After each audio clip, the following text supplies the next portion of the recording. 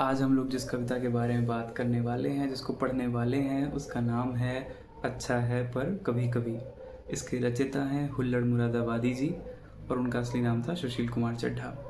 अगर हम सोचें कि इस कविता ने कैसे जन्म लिया होगा, तो कभी ज़रूर किसी ऐसे कवि सम्मेलन में गए होंगे जहाँ पे हर किसी ने बहुत ज़्यादा तारीफ़ें करी होंगी उनकी, बहुत आदर सत्कार के साथ उनका नमन किया होगा, जिससे उनकी कभी बात भी नहीं होगी। उसने भी उनको इस तरीके से उनसे बात करी होगी जैसे कि वो उनका बचपन का दोस्त है।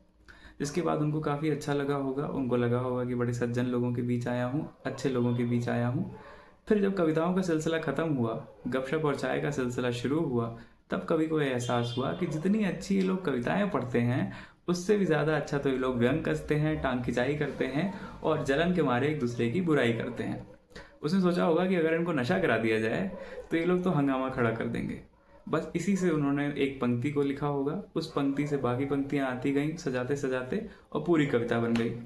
पूरी कविता में ये बात होती है कि जिस इंसान को हमेशा सच बोलना अच्छा लगता है, जैसा उसके मन में ख्याल आए वही सामने रखना अच्छा लगता है, जैसा वो है वैसा ही करना अच्छा लगता है, उस इंसान को भी परिस्थिति के हिसाब से कभी कभी ढल जाना चाहिए। क्योंकि हर जगह आप अपने मन की नहीं कर सकते। अगर आप हर जगह मनमानी करेंगे तो आपको उसका परिणाम भुगतना पड़ सकता है। तो चलिए इस कविता को पढ़ते हैं और देखते हैं क्या लिखा है हुल्लड़ मुरादाबादी जी ने। तो कविता कुछ इस प्रकार है।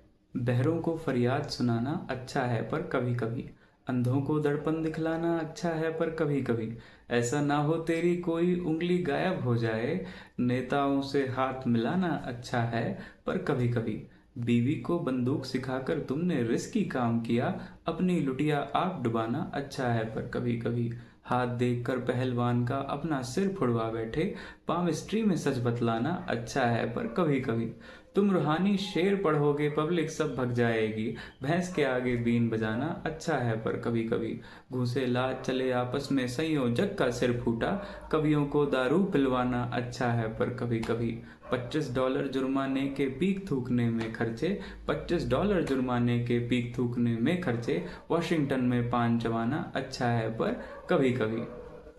तो ये थी कविता और आप लोगों ने देखा कि कितना सिंपल तरीके से हुल्लड़ मुरादाबादी जी ने इस कविता को लिखा है और इसका स्ट्रक्चर भी इतना यूनिफॉर्म रखा है कि जब तक ये भाषा रहेगी तब तक ये कविता भी जीवित रहेगी।